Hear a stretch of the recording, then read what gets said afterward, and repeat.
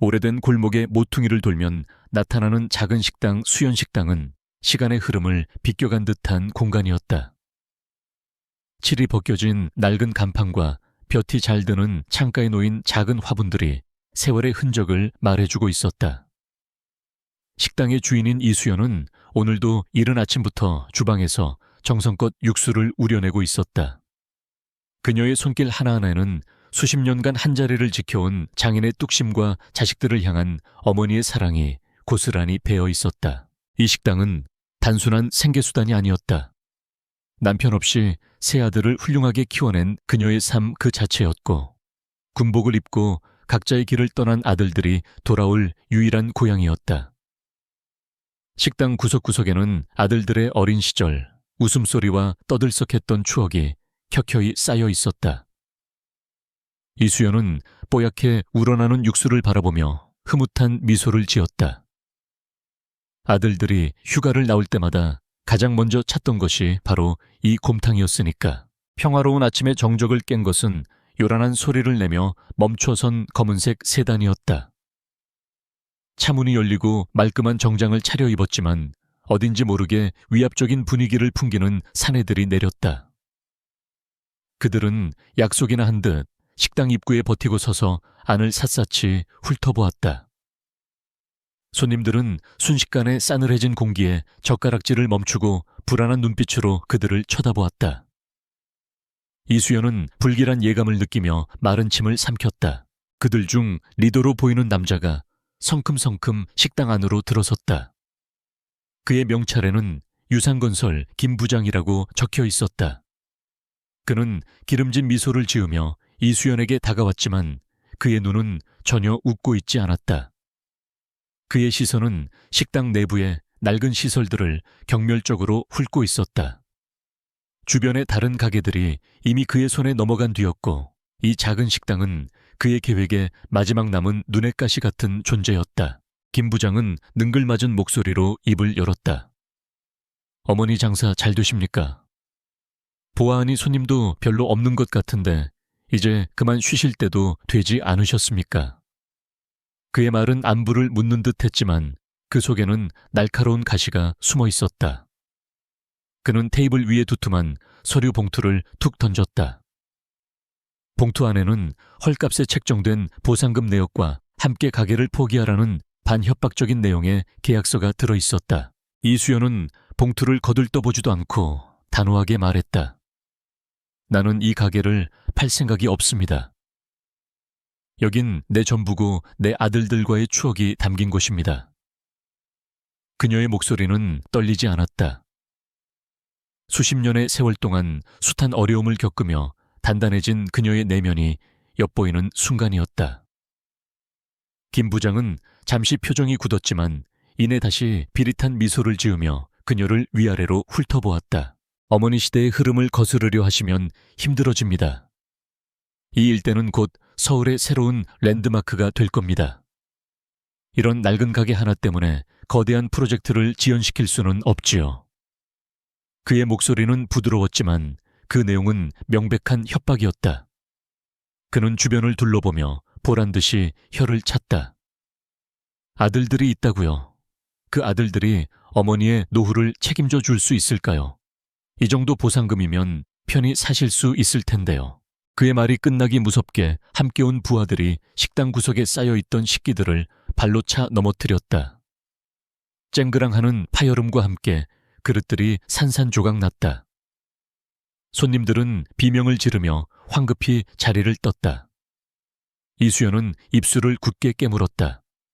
분노가 치밀어 올랐지만 그녀는 섣불리 행동하지 않았다. 상대는 법과 폭력의 경계를 아슬아슬하게 넘나드는 자들이었고, 자신이 흥분하는 것은 그들이 원하는 바라는 것을 알고 있었다. 김 부장은 만족스러운 듯 어깨를 으쓱하며 말했다. 이건 그냥 작은 경고입니다, 어머니. 다음에는 이것보다 더 큰 소리가 날 수도 있습니다. 현명하게 생각하시죠.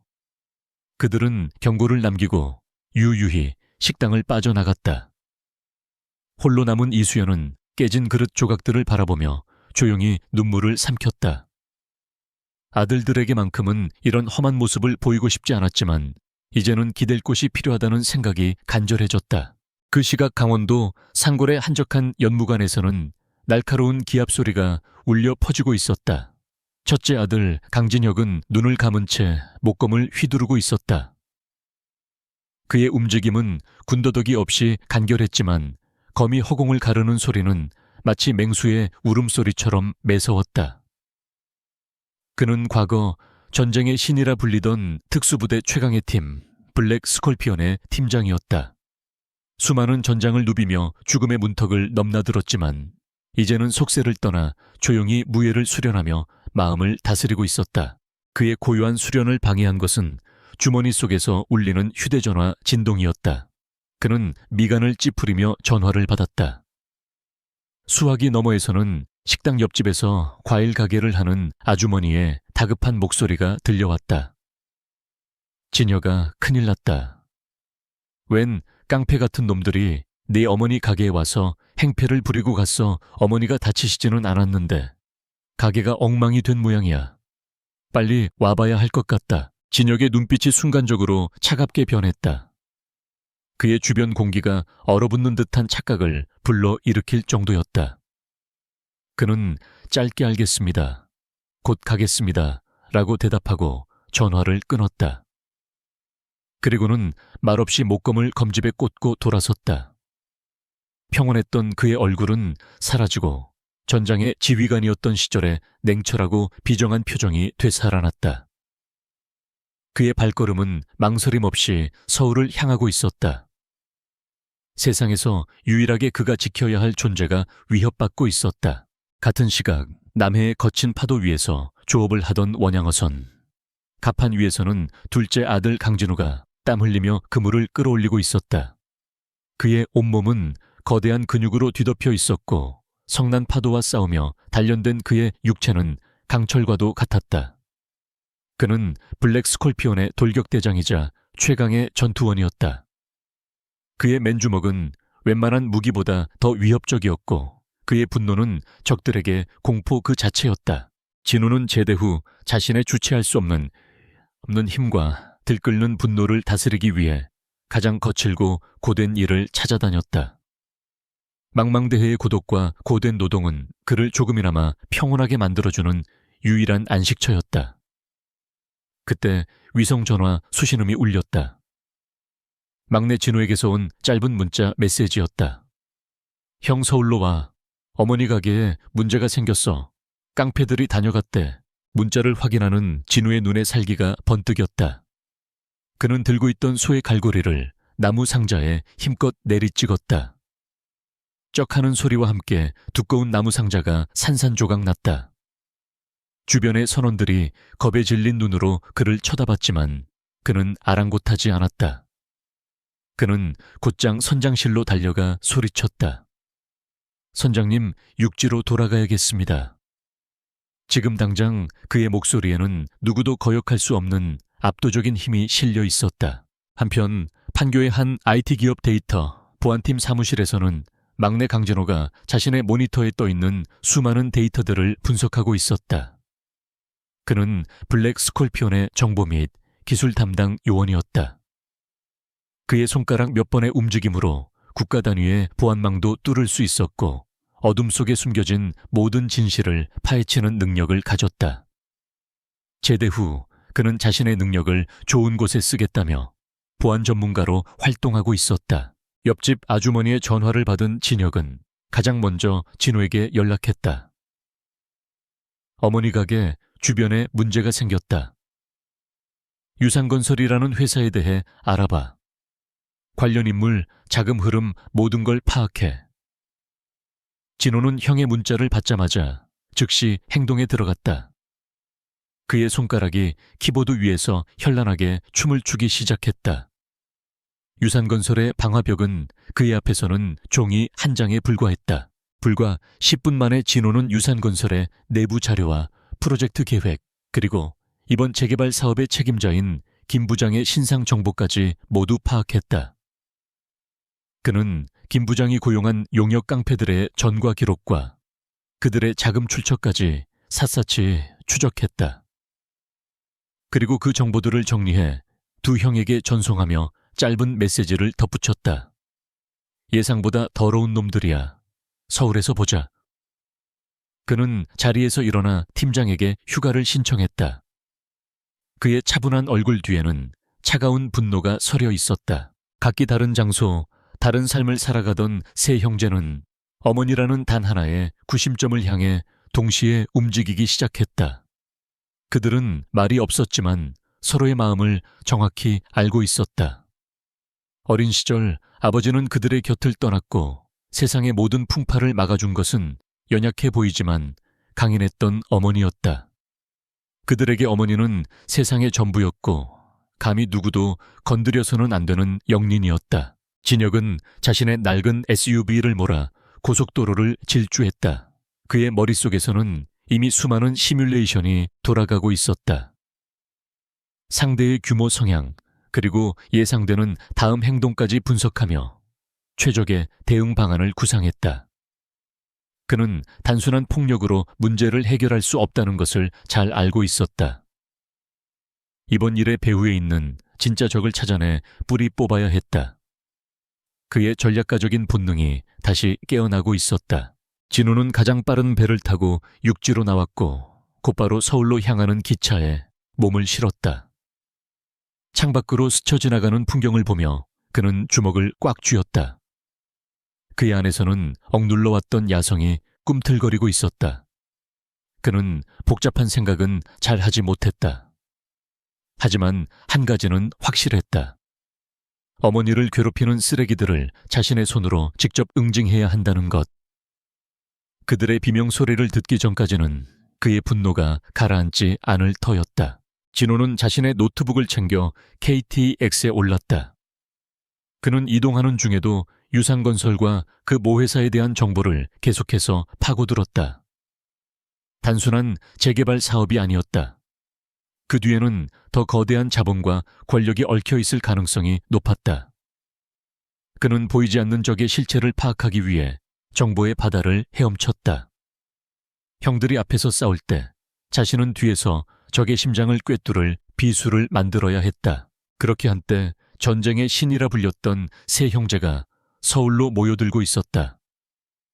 그들의 귀환을 알리는 폭풍전야의 고요함이 도시를 감쌌다. 김 부장과 유산건설은 자신들이 건드린 것이 평범한 노점상이 아니라 잠들어 있던 세 마리의 용의 영린이라는 사실을 까맣게 모르고 있었다. 곧 닥쳐올 피바람의 서막은 그렇게 조용히 열리고 있었다. 이수연의 작은 식당은 이제 거대한 폭풍의 눈이 될 운명이었다. 서울의 오래된 약속 장소였던 남산의 한적한 공원에서 세 형제는 몇 년 만에 다시 한자리에 모였다. 가장 먼저 도착한 것은 늘 그렇듯 저 첫째 진혁이었다. 그는 팔짱을 낀 채 서울의 잿빛 풍경을 무심하게 내려다보고 있었다. 그의 뒤로 거친 숨을 몰아쉬며 나타난 것은 둘째 진우였다. 마지막으로 약속 시간 정각에 맞춰 그림자처럼 나타난 것은 막내 진호였다. 세 사람은 아무 말 없이 서로를 바라보았다. 그들의 눈빛 속에는 오랜 시간 보지 못했던 반가움 대신 차가운 분노와 굳은 결의가 담겨 있었다. 침묵을 깬 것은 진호였다. 그는 태블릿 PC를 꺼내 화면에 자료들을 띄웠다. 유산건설 최근 몇 년간 공격적인 M&A로 성장한 중견 건설사야. 이번 재개발 사업을 위해 골리앗 용역이라는 업체를 고용했고 우리에게 온 김 부장이란 놈이 현장 책임자야. 화면에는 김 부장의 사진과 함께 그의 신상 정보, 그리고 그가 동원한 용역 깡패들의 전과 기록까지 상세하게 정리되어 있었다. 정보는 완벽했다. 진우가 주먹을 으드으득거리며 말했다. 쓰레기 같은 놈들, 당장 찾아가서 뼈와 살을 분리해 조혈하겠어. 그의 온몸에서 당장이라도 폭발할 듯한 투지가 뿜어져 나왔다. 그런 진우를 제지한 것은 진혁이었다. 그는 여전히 차분한 목소리로 말했다. 진우야, 흥분하지 마라. 저들은 단순한 깡패가 아니다. 법의 테두리를 교묘하게 이용하는 놈들이야. 섣불리 폭력을 쓰면 우리가 불리해진다. 진혁의 말에는 사람을 복종시키는 힘이 있었다. 진우는 불만스러운 표정을 지었지만 더 이상 아무 말도 하지 않았다. 진혁은 진호를 바라보며 물었다. 배우는 유산건설 위에는 누가 있지? 진호는 고개를 저었다. 아직이야. 자금 흐름이나 지분 구조가 생각보다 복잡하게 얽혀 있어. 마치 의도적으로 실체를 숨기는 것처럼. 시간을 좀 더 줘, 형. 효형. 진혁은 잠시 생각에 잠겼다. 그리고는 결심한 듯 입을 열었다. 좋다. 일단 어머니께 가자. 상황을 직접 확인하고 그놈들이 다시 나타나길 기다린다. 이번에는 그들이 먼저 선을 넘게 만들 거다. 그의 계획은 단순했지만 핵심을 꿰뚫고 있었다. 스스로 불법을 저지르게 만들어 완벽하게 제압하고 그 과정에서 배후에 대한 단서를 얻어내겠다는 것이었다. 세 형제는 말없이 고개를 끄덕이고 공원을 나섰다. 전장의 신들이 사냥을 위해 움직이기 시작했다. 수연식당에 도착했을 때 그들을 맞이한 것은 깨진 그릇, 조각과 엉망이 된 식당 내부, 그리고 그 속에서 홀로 모든 것을 정리하고 있는 어머니의 지친 뒷모습이었다. 이수연은 아들들이 온 것을 보고 애써 밝은 미소를 지으며 말했다. 어머, 우리 아들들 어떻게 다들 알고 왔어? 별일 아니야. 그냥 실수로 좀 엎지른 것뿐이다. 그녀는 아들들에게 걱정을 끼치고 싶지 않아 거짓말을 했다. 하지만 세 아들은 어머니의 눈가에 맺힌 눈물과 떨리는 손끝을 놓치지 않았다. 진혁의 얼굴은 더욱 차갑게 굳었고 진우의 두 눈에서는 불꽃이 튀었다. 진우는 말없이 주변을 살피며 혹시 모를 감시 카메라나 도청 장치가 있는지 확인했다. 진우가 당장이라도 뛰쳐나가려는 것을 진혁이 눈빛으로 막았다. 그는 어머니에게 다가가 부드러운 목소리로 말했다. 어머니, 저희 왔으니 이제 쉬세요. 나머지는 저희가 처리하겠습니다. 그들은 말없이 식당을 정리하기 시작했다. 진혁은 묵묵히 빗자루를 들고 깨진 유리 조각을 쓸어 담았고 진우는 무거운 테이블들을 번쩍 들어 제자리에 옮겼다. 진호는 엉망이 된 주방 기구들을 세심하게 살폈다. 어머니는 그런 아들들의 모습을 보며 더 이상 아무 말도 하지 못하고 조용히 눈물만 흘렸다. 아들들의 등은 태산처럼 든든했지만 그들의 침묵 속에 도살인 분노가 그녀를 불안하게 만들었다. 얼마 지나지 않아 예상대로 김 부장이 다시 용역 깡패들을 이끌고 식당에 나타났다.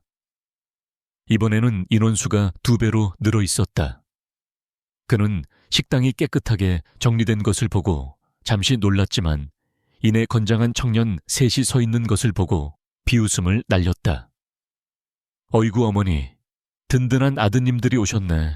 그래 봤자 뭘 어쩌겠어. 계란으로 바위치기지. 그는 아들들을 위아래로 훑어보며 비아냥거렸다. 너희 같은 젊은 놈들이 뭘 알겠냐. 이건 돈과 권력의 싸움이야.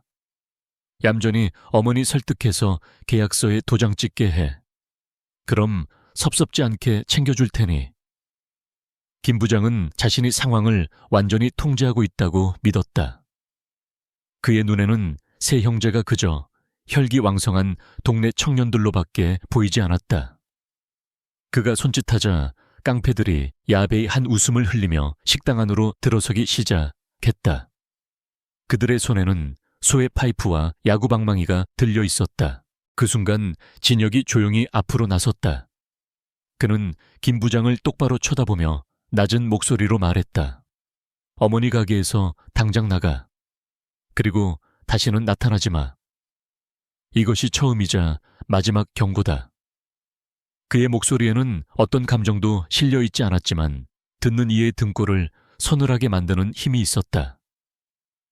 김 부장은 어이가 없다는 듯이 폭소를 터뜨렸다. 하, 이놈 봐라. 지금 나한테 명령하는 거냐.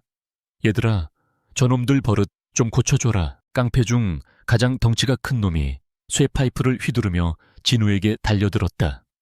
그 순간 진우의 몸이 움직였다. 그는 날아오는 쇠파이프를 맨손으로 잡아챘다. 깡패는 자신의 무기가 미동도 하지 않자 당황한 표정을 지었다. 진우는 그대로 쇠파이프를 구부려 버렸다. 단단한 강철이 그의 소나귀에서 엿가락처럼 휘어지는 광경에 모든 깡패들의 얼굴이 하얗게 질렸다. 진우는 차갑게 말했다. 어머니 앞에서 연장 지르냐. 그의 말이 끝나기가 무섭게 그의 주먹이 깡패의 복부를 강타했다. 퍽 하는 둔탁한 소리와 함께 덩치 큰 깡패의 몸이 새우처럼 구부러지며 바닥에 쓰러졌다. 그는 비명조차 지르지 못하고 거품을 문 채 기절했다. 그 압도적인 힘에 다른 깡패들이 주춤거리며 뒷걸음질 쳤다. 공포가 식당 안을 지배하기 시작했다. 그 틈을 놓치지 않고 진혁이 움직였다. 그의 목표는 단 하나 리더인 김 부장이었다. 그는 바람처럼 김 부장의 품으로 파고들어 그의 손목과 어깨 관절을 순식간에 제압했다. 김 부장은 비명을 지르며 무릎을 꿇었다. 진혁은 그의 귓가에 얼음처럼 차가운 목소리로 속삭였다. 너희 같은 쓰레기들은 리더부터 무력화시키는 게 가장 효율적이지. 전장에서는 상식이다. 나머지 깡패들이 당황해서 우왕좌왕하는 사이 그림자처럼 움직인 진호가 그들의 퇴로를 막았다. 한 놈이 겁을 먹고 뒷문으로 도망치려 하자 진호가 그의 발목을 정확하게 걷어찼다. 깡패는 균형을 잃고 넘어졌고 진호는 그의 손에서 야구 방망이를 빼앗아 목에 겨누었다. 그리고는 도망치려던 다른 깡패들의 휴대폰을 눈 깜짝할 사이에 빼앗아 바닥에 던져 박살냈다. 외부와의 연락을 완벽하게 차단한 것이다. 이제 상황은 완전히 역전되었다. 진호는 분노한 맹수처럼 남은 깡패들에게 돌진했다. 그의 주먹과 발길질이 쉴 새 없이 이어졌다. 하지만 그의 공격은 무차별적인 폭력이 아니었다. 그는 정확하게 상대방의 전투 의지를 꺾을 수 있는 급소만을 노렸다.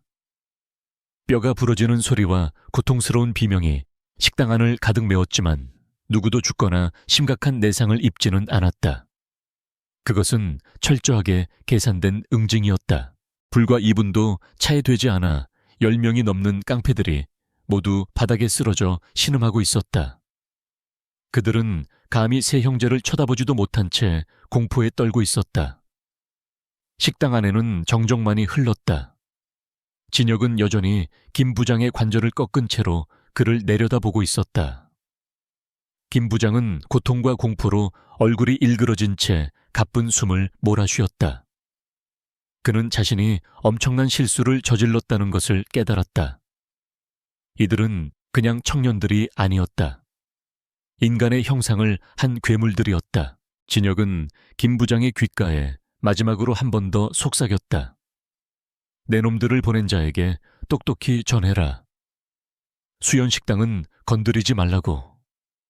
만약 한 번만 더 내 어머니 눈에 눈물이 맺히게 하면 그때는 너희 모두 이 세상에서 사라지게 될 거다.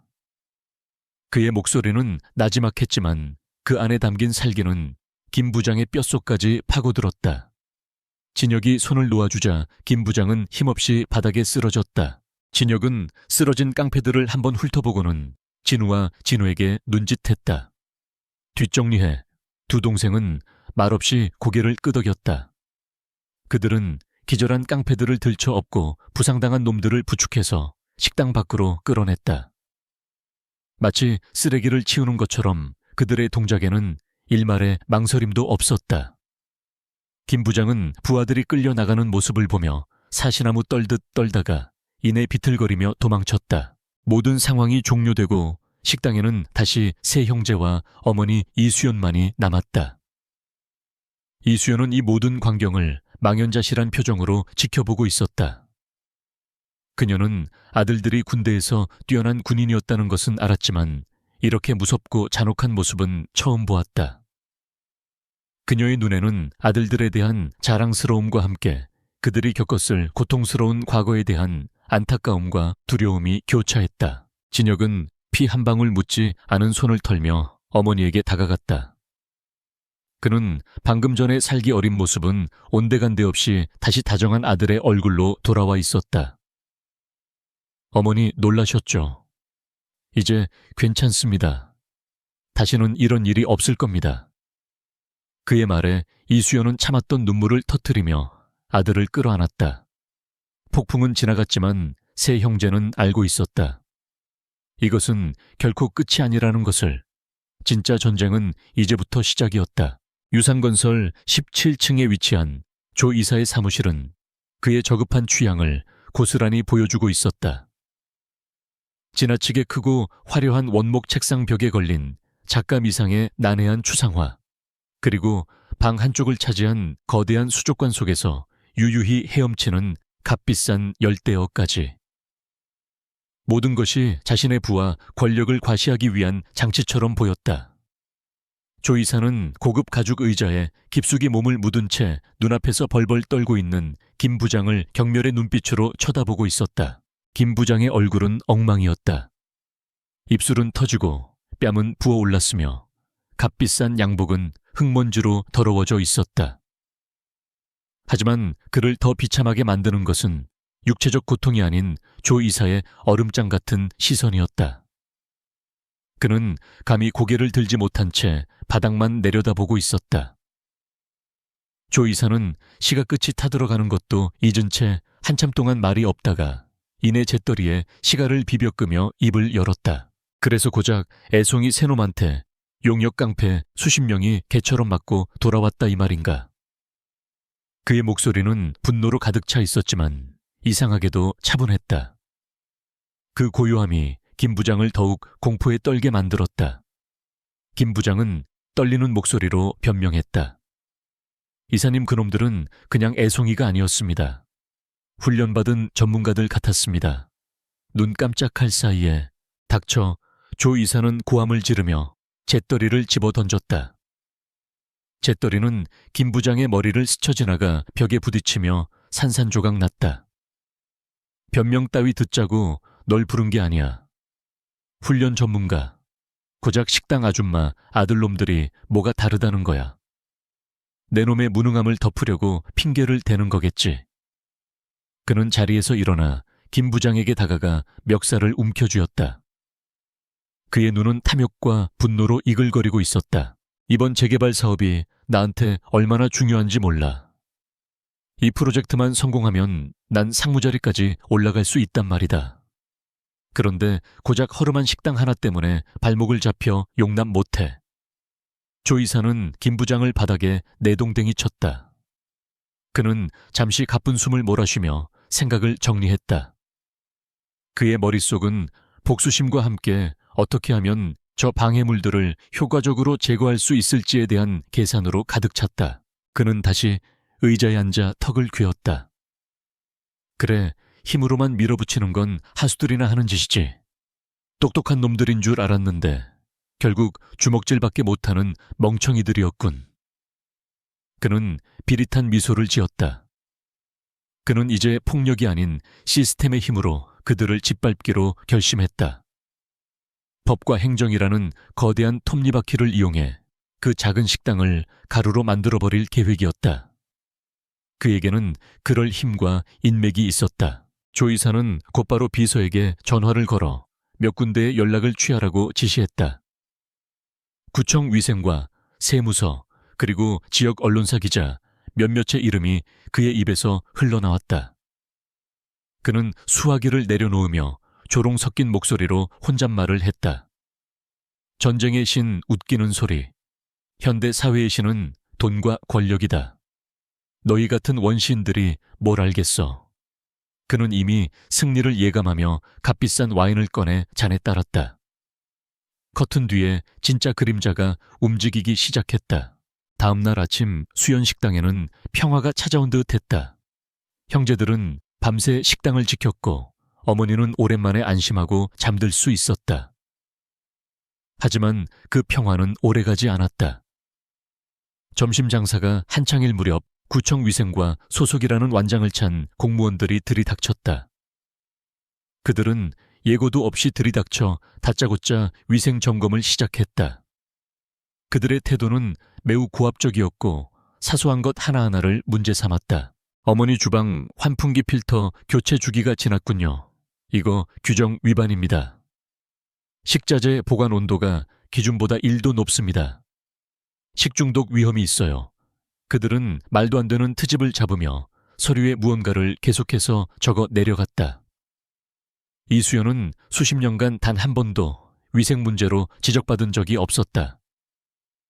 그녀는 억울함을 호소했지만 공무원들은 눈 하나 깜짝하지 않고 기계적으로 자신들의 일만 할 뿐이었다. 그들을 이끌고 온 과장이라는 자는 이수연에게 영업정지 처분을 내릴 수도 있다며 으름장을 놓았다. 시정명령을 내릴 테니 일주일 안에 모든 걸 개선하십시오. 만약 그때까지 조치가 이루어지지 않으면 법대로 처리하겠습니다. 그들은 경고를 남기고 횡하니 사라졌다. 손님들은 불안한 눈빛으로 수근거리며 식당을 빠져나갔다. 이수연은 망연자실한 표정으로 주저앉았다. 이것은 명백한 보복이었다. 엎친 대덮친 격으로 인터넷 지역 맘카페와 맛집 블로그에 수연식당에 대한 악의적인 글들이 올라오기 시작했다. 수연식당 위생상태 최악 바퀴벌레 나옴. 불친절의 끝판왕. 다시는 안 갑니다. 여기 음식 먹고 배탈 났어요. 등 전부 근거 없는 허위 사실들이었다. 진호가 자신의 노트북으로 이 모든 상황을 실시간으로 추적하고 있었다. 그의 표정은 점점 더 굳어갔다.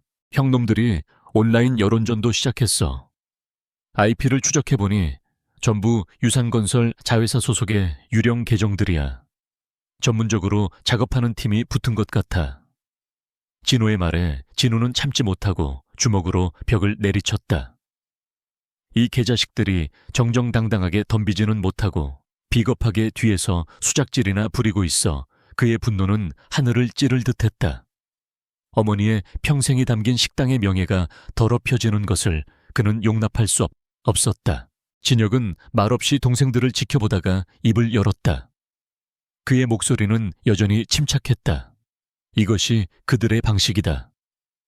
정면으로 부딪혀서 승산이 없다는 걸 깨달으니까 우리가 가장 아파할 곳을 교묘하게 공격하는 거지. 어머니의 자부심과 식당의 명성을 무너뜨려서 스스로 포기하게 만들려는 속셈이다. 그는 적의 의도를 정확하게 꿰뚫어 보고 있었다. 진혁은 진호에게 물었다. 어제 말했던 유산건설 그 위는 아직이야. 진호는 고개를 끄덕였다. 놈들도 바보가 아닌지 자금 세탁과 차명 계좌를 이용해서 철저하게 숨겨놨어. 마치 거대한 성벽 같아. 하지만 아무리 높은 성벽이라도 어딘가에는 균열이 있기 마련이지. 조금만 더 시간을 줘. 반드시 찾아낼게. 그의 눈빛은 그 어느 때보다 진지했다. 상황은 점점 더 악화되었다. 수십 년간 거래해온 식자재 납품업체가 갑자기 거래를 끊겠다고 통보해왔다. 다른 업체들도 약속이나 한 듯 납품을 거부했다. 유산건설 측에서 압력을 넣은 것이 분명했다. 이제 식당은 문을 열고 싶어도 열 수 없는 지경에 이르렀다. 이수연은 평생 일궈온 자신의 모든 것이 무너져 내리는 것을 속수무책으로 지켜봐야만 했다. 그녀의 얼굴에서 웃음이 사라졌다. 그날 밤 세 형제는 다시 모였다. 식당 안에는 무거운 침묵이 흘렀다. 진호는 더 이상 참을 수 없다는 듯이 말했다. 형, 이렇게 앉아서 당하고만 있을 수는 없어. 당장 그 조 이사라는 놈을 찾아가서 단판을 짓자. 내 주먹이 법보다 빠르다는 걸 알려줘야 해. 하지만 진혁은 단호하게 고개를 저었다. 아니, 지금 우리가 감정적으로 행동하면 놈들의 덫에 걸려드는 거야. 폭행죄로 엮여서 들어가면 그때는 정말 아무것도 할 수 없게 돼. 진혁은 자리에서 일어나 창밖의 어두운 골목을 바라보았다. 이제 수비는 끝났다. 지금부터는 반격이다. 그의 말에 두 동생의 시선이 집중되었다. 놈들이 시스템으로 우리를 공격했다면 우리도 똑같이 시스템으로 되갚아준다. 아니, 그보다 더 높은 곳에서 그들의 시스템 자체를 무너뜨릴 거다. 그의 눈빛이 예리하게 빛났다. 전장의 지휘관이 마침내 칼을 뽑아든 순간이었다. 그는 진호에게 말을 했다. 진호야, 조 이사의 모든 것을 파헤쳐. 그의 개인 비리, 자금 내역 여자관계, 세금 탈루 뭐든지 좋다. 먼지 하나까지 다 털어내. 그를 방패로 삼고 있는 더 큰 배후를 끌어내기 위한 미끼로 쓸 거다. 그리고는 진우를 보며 말했다. 진우, 너는 나와 함께 움직인다. 놈들이 우리를 감시하고 있을 가능성이 높다. 그들의 눈과 귀를 다른 곳으로 돌려놓을 필요가 있어. 세 형제의 역할이 명확하게 정해졌다. 그들은 더 이상 어머니의 식당을 지키는 아들들이 아니었다. 거대한 적을 상대로 전쟁을 시작하는 전사들이었다. 비록 지금은 사방이 막힌 듯 답답한 상황이었지만 그들의 마음속에는 두려움 대신 뜨거운 투지가 불타오르고 있었다. 어둠이 깊을수록 별은 더 밝게 빛나는 법이다. 커튼 뒤에 숨은 그림자의 실체를 밝혀내기 위한 보이지 않는 전쟁의 서막이 올랐다. 형제들의 새로운 작전 기지는 진호가 비상시를 대비해 마련해둔 구로의 한 오피스텔이었다. 겉보기에는 평범했지만 내부는 최첨단 장비들로 가득 차 있었다. 여러 대의 고성능 서버가 조용히 열기를 뿜어내고 있었고 벽면을 가득 채운 대형 모니터들에는 복잡한 데이터와 위성지도 그리고 실시간 감시 영상들이 쉴 새 없이 떠오르고 있었다. 이곳은 세상을 향한 그들의 눈이자 귀였고 보이지 않는 전쟁을 치를 그들의 지휘 통제실이었다. 진호는 키보드 앞에 앉아 디지털 세계의 유령처럼 움직이기 시작했다. 그의 손가락은 거의 보이지 않을 속도로 움직이며 수백 줄의 코드를 입력했다. 그의 첫 번째 목표는 조 이사였다. 진혁의 지시대로 그의 모든 것을 먼지 하나까지 털어내기 위함이었다. 조 이사의 개인 컴퓨터와 휴대폰 심지어 그의 차량에 내장된 클라우드 시스템까지 진호에게는 잠기지 않은 문이나 다름없었다. 얼마 지나지 않아 모니터 화면에는 조 이사의 추악한 사생활과 비리의 증거들이 하나둘씩 떠오르기 시작했다. 그는 회사 돈을 빼돌려 비자금을 조성하고 있었고 그 돈으로 수많은 내연녀들을 관리하며 호화로운 생활을 즐기고 있었다. 또한 이번 재개발 사업의 인허가를 위해 지역 정치인과 고위 공무원들에게 거액의 뇌물을 건넨 정황도 포착되었다. 이메일과 메신저 대화, 그리고 은밀한 계좌 거래 내역까지 모든 것이 명백한 증거였다. 진호가 디지털 세상에서 조용히 적의 목을 조르는 동안 진혁과 진호는 양동 작전을 개시했다. 그들은 일부러 유상건설 본사 건물 주변을 어슬렁거리며 존재감을 드러냈다. 검은 옷을 입은 건장한 두 남자가 아무 말 없이 자신들의 회사를 노려보는 것만으로도 충분한 위협이 되었다. 겁에 질린 경비원들은 즉시 상부에 보고했고 회사는 발칵 뒤집혔다. 조 이사는 그들이 자신을 노리고 있다는 생각에 분노하면서도 한편으로는 공포에 떨었다. 다음 날 진혁과 진우는 지난번 그들을 공격했던 용역 깡패들 중 몇 명의 뒤를 밟았다. 어두운 골목길에서 그들 앞에 나타난 두 형제의 모습은 마치 저승사자 같았다. 깡패들은 비명을 지르며 도망치려 했지만 진우의 압도적인 힘 앞에 속수무책으로 제압당했다. 진혁은 그들의 팔다리를 부러뜨리는 대신 조용히 그들의 어깨를 잡고 나지막이 말했다. 조 이사에게 전해 이건 시작에 불과하다고. 이러한 물리적인 압박은 적의 시선을 완벽하게 그들에게 고정시키는 효과를 낳았다. 조 이사와 유산건설은 그들이 여전히 주먹에 의존하는 단순한 놈들이라고 착각하게 되었다. 그들이 진혁과 진우의 동태를 감시하고 그들의 다음 폭력에 대비하는 동안 진짜 칼날인 진호는 누구의 방해도 받지 않고 적의 심장부로 점점 더 깊숙이 파고들 수 있었다. 모든 것은 진혁의 계산대로 움직이고 있었다. 작전기지로 돌아온 진혁은 진호가 수집한 조 이사의 비리 자료들을 검토했다. 증거는 차고 넘쳤다.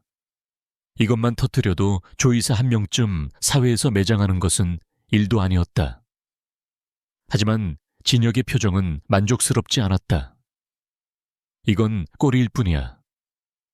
조 이사는 이 거대한 프로젝트를 움직이는 여러 부품 중 하나에 불과해. 우리는 이 기계를 조종하는 진짜 손을 찾아야 한다. 진혁은 진호에게 새로운 명령을 내렸다. 조 이사는 이제 그만 놔둬. 유산건설의 자금 흐름을 역으로 추적해. 이번 재개발 프로젝트에 투자된 거대 자본의 출처를 밝혀내는 거다. 돈의 흐름을 따라가다 보면 반드시 원천에 도달하게 되어 있어. 진호는 고개를 끄덕이고 다시 키보드에 집중했다. 그의 목표는 이제 한 개인의 비리가 아닌 거대한 자본의 흐름, 즉 돈의 강을 거슬러 올라가는 것이었다. 하지만 이번 작업은 이전과는 차원이 달랐다. 유산건설의 상위 자금 관리 시스템은 여러 개의 위장회사와 조세피난처의 페이퍼 컴퍼니를 거치며 복잡하게 얽혀 있었다. 마치 거대한 미로와도 같았다. 진호는 며칠 밤낮으로 잠도 자지 않고 데이터의 미로를 헤맸다. 그의 눈은 붉게 충혈되었지만 손가락은 멈추지 않았다. 그는 마침내 자금의 종착지이자 출발점인 하나의 거대한 존재와 마주하게 되었다. 바로 유산그룹이었다. 유산건설은 유산그룹이라는 거대한 재벌의 수많은 계열사 중 하나에 불과했다. 진호는 유산그룹의 메인 서버에 접속을 시도했다. 그러나 그의 앞을 가로막은 것은 상상 이상의 철벽이었다. 그룹의 보안 시스템은 일반 기업의 수준을 넘어 거의 국가기관의 방천망에 버금가는 수준이었다. 수십 개의 인공지능 방화벽이 그의 침입을 감지하고 역추적을 시도했다. 형, 이건 보통이 아니야. 진호는 긴장된 목소리로 말했다. 그의 입에는 식은땀이 흐르고 있었다. 모니터 화면에는 수많은 경고창과 함께 그를 막아서는 보안 코드들이 폭포수처럼 쏟아지고 있었다. 잠시라도 방심하면 그의 위치가 발각되고 모든 것이 수포로 돌아갈 수 있는 위험한 상황이었다. 진혁과 진호는 숨을 죽인 채 동생의 싸움을 지켜볼 수밖에 없었다. 진호의 눈빛이 달라졌다. 그는 더 이상 보안 전문가가 아니었다. 과거 적국의 군사통신망을 유린하던 블랙 스콜피온의 팬텀으로 돌아가 있었다. 그의 손가락이 다시 한번 현란하게 움직이기 시작했다. 그는 정면 돌파가 아닌 시스템의 가장 미세한 균열을 찾아 파고드는 방식을 택했다. 인공지능의 연산 패턴을 분석하고 그 허점을 역이용해 자신을 시스템의 일부인 것처럼 위장했다. 그것은 인간과 기계의 두뇌 싸움이었다. 몇 시간에 걸친 치열한 디지털 사투 끝에 마침내 견고했던 성벽에 작은 균열이 생겼다. 진호는 그 틈을 놓치지 않고 빛의 속도로 서버 깊숙한 곳에 있는 최고 관리자 데이터베이스로 침투했다. 유산그룹의 모든 비밀이 담겨있는 판도라의 상자가 그의 눈앞에 열린 순간이었다.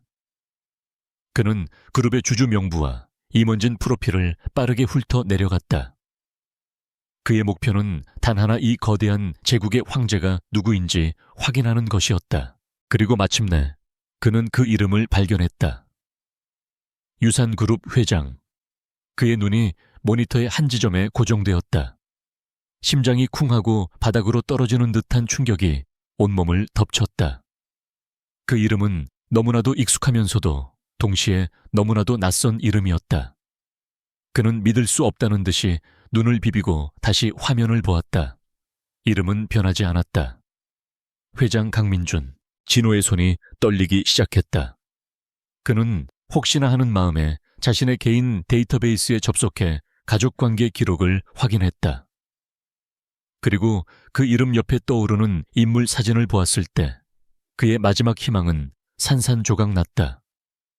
사진 속에는 냉정하고 엄격한 표정의 중년 남성이 있었다. 그들이 아주 어렸을 때 집을 나간 후 사진으로만 희미하게 기억하고 있던 바로 그 얼굴이었다. 진호는 떨리는 손으로 형들을 불렀다. 그의 목소리는 거의 들리지 않을 정도로 작게 갈라져 나왔다. 형, 찾았어. 유산그룹의 회장. 그 배후에 있던 진짜 적 진혁과 진호는 동생의 창백한 얼굴을 보며 불길한 예감에 휩싸였다. 진호는 천천히 고개를 돌려 형들을 바라보았다. 그의 눈에는 충격과 혼란, 그리고 깊은 슬픔이 가득했다. 회장 이름은 강민준, 우리 아버지야. 그 말이 오피스텔의 공기를 가르는 순간 세상의 모든 소리가 멈춘 듯한 정적이 흘렀다. 진혁은 자신도 모르게 주먹을 꽉 쥐었다. 그의 손등에 핏줄이 선명하게 솟아올랐다. 진우의 얼굴은 처음에는 불신으로 이내 주체할 수 없는 분노와 배신감으로 일그러졌다. 그는 무언가 소리치려 했지만 목소리가 나오지 않았다. 어머니를 나락으로 내몰고 그들의 삶을 위협하던 거대한 적의 정체가 그들을 버렸던 바로 그 아버지라는 사실. 이보다 더 잔인한 진실이 또 있을까? 그들의 전쟁은 이제 걷잡을 수 없는 비극의 소용돌이 속으로 빠져들고 있었다. 아베오지. 그 한마디가 남긴 침묵은 강철보다 무거웠다. 작전 지휘실을 가득 채웠던 냉철한 공기는 순식간에 혼돈과 고통의 감정으로 뒤엉켰다. 세 형제는 마치 시간이 멈춘 것처럼 각자의 자리에서 미동도 하지 않았다. 모니터 화면 속 강민준의 냉정한 얼굴이 그들을 무심하게 내려다보고 있었다. 그 얼굴은 지난 수십 년간 그들의 삶에 존재하지 않았던 공백이자 이제는 그들의 모든 것을 파괴하려는 거대한 위협이 되어 돌아왔다. 가장 먼저 침묵을 깬 것은 진우였다. 그는 억눌린 짐승과 같은 신음을 토해내며 자리에서 벌떡 일어났다. 그리고는 옆에 있던 튼튼한 강철 캐비닛을 주먹으로 내리쳤다. 광칠 하는 굉음과 함께 두꺼운 철판이 엿가락처럼 찌그러졌다. 그의 손등에서는 피가 흘러내렸지만 그는 고통조차 느끼지 못하는 듯했다. 그의 눈은 핏발이 선 채 이글거리는 분노로 가득 차 있었다. 아버지라고 졌단 인간이. 진우는 거친 숨을 몰아쉬며 소리쳤다.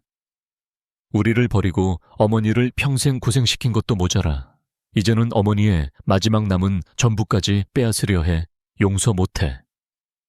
당장 찾아가서 그 잘난 회장님 얼굴을 바닥에 쳐박아 주겠어. 그는 당장이라도 뛰쳐나갈 기세였다.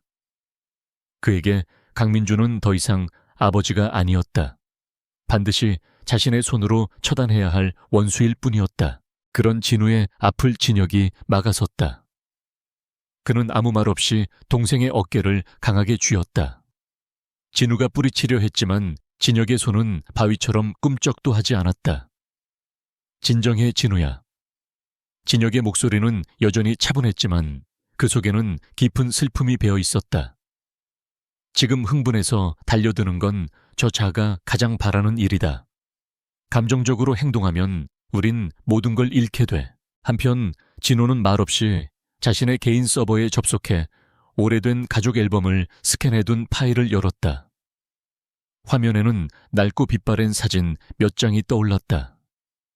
젊은 시절의 어머니와 기억조차 희미한 아버지, 그리고 그들 품에 안겨있는 어린 세 형제의 모습. 그는 모니터 속 냉혹한 기업가 강민준의 얼굴과 사진 속에서 어색하게 웃고 있는 젊은 아버지의 얼굴을 번갈아 바라보았다. 두 얼굴 사이에 깊은 간극이 그의 마음에 차가운 공허함을 남겼다. 왜? 진호는 나지막이 읊조렸다. 왜 자신의 아내와 자식에게 이런 짓을 하는 거지? 그의 질문에 누구도 대답할 수 없었다. 그 질문은 지난 20년간 그들 모두가 마음속 깊이 묻어두었던 것이었다. 사진 속에 단란했던 가족은 언제부터 왜 이렇게 조각나 버린 것일까? 무거운 침묵 속에서 그들의 기억은 아득한 과거로 거슬러 올라가기 시작했다. 그들이 기억하는 어린 시절의 강민주는 늘 바쁜 사람이었다. 작은 건설 현장을 운영하던 그는 성공에 대한 야망으로 가득 차 있었다.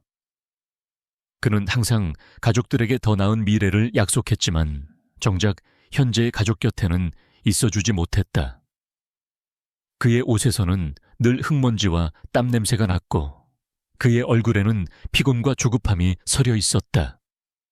어린 진혁의 기억 속 아버지는 집에서도 늘 도면을 들여다보거나 어딘가에 격앙된 목소리로 통화를 하는 모습뿐이었다. 어머니 이수연은 그런 남편을 안타깝게 바라보았다. 그녀는 남편의 성공을 바랐지만 돈이나 명예보다 가족이 함께하는 저녁 식사의 소박한 행복을 더 소중하게 생각하는 사람이었다. 부부의 다툼은 잦아졌다. 여보, 돈도 좋지만 아이들이 아빠를 잊겠어요. 오늘은 일찍 들어와서 애들이랑 저녁이라도 같이 먹어요. 어머니의 애원 섞인 목소리에 아버지는 늘 이렇게 대답했다. 당신은 이 절박함을 몰라. 이 바닥에서 살아남으려면, 성공하려면 가족이고 뭐고 다 잊고 미친놈처럼 일해야 한단 말이야. 그들의 가치관은 결코 좁혀질 수 없는 강과 같았다. 강민준에게 가족은 성공을 위한 동기이면서도 동시에 그의 발목을 잡는 족쇄였다. 반면 이수연에게 가족은 그 자체로 삶의 목적이자 전부였다. 그들의 관계가 돌이킬 수 없이 무너진 것은 진호가 태어난 지 얼마 되지 않았을 무렵이었다. 강민준의 사업이 큰 위기를 맞았고 그는 모든 것을 걸어야 하는 선택의 기로에 놓였다. 어느 비 오는 날 밤이었다. 어린 진혁은 부모님이 격하게 다투는 소리에 잠에서 깼다. 이 사업만 성공하면 돼. 당신과 아이들 평생 호강시켜 줄 수 있어. 하지만 그러려면 내가 모든 걸 걸어야 해. 당신과 아이들이 내 발목을 잡게 할 수는 없어. 아버지는 냉정하게 말했다. 어머니는 울면서 매달렸다. 우리에게 필요한 건 돈이 아니라 당신이에요. 제발 우리 곁에 있어 주세요. 하지만 강민준의 결심은 확고했다. 그는 끝내 뒤돌아섰다. 문을 열고 나가기 전 그는 마지막으로 어린 진혁과 눈이 마주쳤다. 그의 눈빛에는 미안함도 슬픔도 없었다. 오직 성공을 향한 무서운 집념과 야망만이 이글거리고 있었다. 그것이 진혁이 기억하는 아버지의 마지막 모습이었다. 그는 그렇게 가족을 자신의 성공을 위한 제물로 바치고 떠나버렸다. 그날 이후 강민준은 다시는 집에 돌아오지 않았다. 가끔 변호사를 통해 두둑한 생활비가 전달될 뿐이었다. 이수연은 그 돈을 모두 돌려보냈다. 그녀는 남편의 돈이 아닌 자신의 힘으로 세 아들을 키워내기로 결심했다. 그녀는 남편과의 추억이 담긴 작은 집을 처분하고 그 돈으로 허름한 가게를 얻어 식당을 시작했다. 그것이 바로 수연식당의 시작이었다. 어머니의 삶은 고난의 연속이었다. 그녀는 새벽부터 밤늦게까지 억척스럽게 일했다. 하지만 아들들 앞에서는 단 한 번도 힘든 내색을 하지 않았다. 그녀의 곰탕은 아들들의 허기진 배를 채워주었고 그녀의 따뜻한 미소는 아버지의 빈자리를 채워주었다. 세 형제는 그런 어머니를 보며 누구보다 빨리 철이 들었다. 진혁은 동생들에게 아버지 같은 형이 되어주었고 진우와 진호는 그런 형을 믿고 따랐다. 그들에게 어머니와 수연식당은 세상의 전부이자 반드시 지켜야 할 성격이었다. 아득한 과거의 기억에서 돌아왔을 때 세 형제의 눈빛은 이전과 달라져 있었다. 진우의 눈에서 들끓던 분노는 차갑게 식어 예리한 칼날처럼 변해 있었다. 진호의 얼굴에서 혼란은 사라지고 냉철한 분석가의 표정이 돌아와 있었다. 그리고 진혁의 눈에는 슬픔을 넘어선 비정한 결의가 자리 잡고 있었다. 공유된 과거의 아픔은 그들을 더욱 단단하게 묶어주었다. 진혁이 다시 입을 열었다. 그의 목소리는 강철처럼 단단했다. 우리의 적은 유산그룹이 아니다. 우리의 목표는 더 이상 수연식당을 지키는 것에서 끝나지 않는다. 그는 동생들을 차례로 바라보며 말을 이었다. 우리의 전쟁 상대는 강민준 바로 그 사람이다. 우리는 단순히 그의 계획을 막는 것이 아니라 그가 평생에 걸쳐 쌓아 올린 모든 것, 그의 제국을 조각조각 해체시켜 버릴 것이다. 그것은 선전포고였다. 아들들이 아버지에게 보내는 가장 잔혹한 복수의 서막이었다. 강민준이 돈과 성공을 위해 우리를 버렸다면 우리는 그가 가진 모든 것을 빼앗고 그 앞에 가족이라는 이름의 심판을 내릴 것이다. 그가 버린 것들이 얼마나 소중했는지 뼈저리게 후회하게 만들어줄 거다. 진혁의 선언에 진우와 진호는 말없이 고개를 끄덕였다. 그들의 목표는 이제 하나가 되었다. 이제 그들은 더 이상 혼란스러워하지 않았다. 적의 실체를 알게 되자 오히려 싸워야 할 이유가 더욱 명확해졌다. 이것은 단순히 선과 악의 싸움이 아니었다. 버림받은 아들들이 아버지를 심판하는 슬프고도 처절한 숙명의 전쟁이었다. 작전 지휘실의 모니터에는 강민준의 사진과 함께 그의 모든 것이 데이터화되어 떠오르기 시작했다. 이제 그들은 사냥꾼이 되어 아비라는 이름의 거대한 괴물을 사냥할 준비를 마쳤다. 강민준이라는 거대한 산의 실체를 확인한 후 형제들의 지휘 통제실에는 이전과는 다른 종류의 윤류의 긴장감이 감돌았다. 충격과 분노의 폭풍이 지나간 자리는 이제 강철처럼 차갑고 단단한 결의가 대신하고 있었다. 진혁은 대형 화이트보드 앞에 서서 거침없이 마커를 움직였다. 그의 손끝에서 강민준의 제국 유산 그룹을 무너뜨리기 위한 다각적인 공격 계획이 구체적인 모습을 갖추어 나가기 시작했다. 이것은 단순한 복수가 아닌 외과 수술처럼 정교하고 무자비한 해체 작업이었다. 우리의 최종 목표는 강민준의 완전한 고립과 몰락이다. 진혁이 나지막하지만 힘있는 목소리로 말했다. 그러기 위해서는 그가 가진 세 가지, 즉 돈, 권력, 그리고 사람을 모두 빼앗아야 한다. 그는 화이트보드에 세 개의 큰 갈래를 그렸다.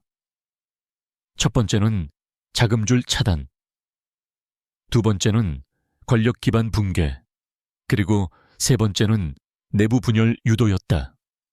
전장의 지휘관이었던 그의 전략가적 면모가 유감없이 발휘되는 순간이었다. 그는 진호를 바라보며 첫 번째 임무를 부여했다. 진호, 네가 제국의 심장을 먹게 할 칼이다.